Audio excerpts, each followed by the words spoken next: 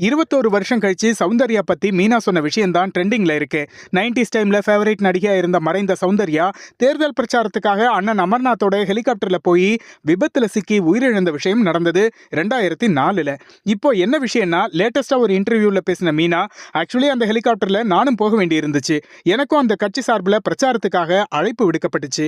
ஆனா எனக்கு அரசியல் செட் ஆகாதுன்னு சொல்லி அவாய்ட் பண்ணிட்டேன்னு 21 வருஷம் கழிச்சு உண்மையை உடைச்சு பேசியிருக்காங்க மீனா.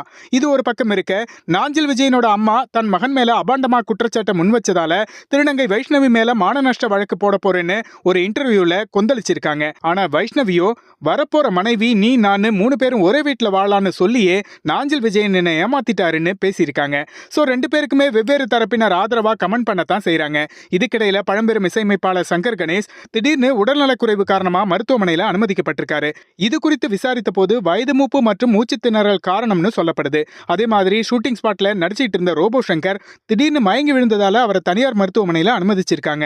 டீஹைட்ரேட் ஆனதால அவருக்கு ட்ரீட்மெண்ட் போயிட்டு இருக்கிறதா தகவல்கள் வெளியாயிருக்கிறது குறிப்பிடத்தக்கது. விருது விவகாரத்துல எதிரியா மாறின தனுஷ் மற்றும் ஜிவி பிரகாஷ் இப்ப திக் ஃப்ரெண்ட்ஸா மாறினதோட, ஜிவி சொன்ன அந்த 4 பேர் யாருன்னு கமெண்ட் பண்ணுங்க மக்களே.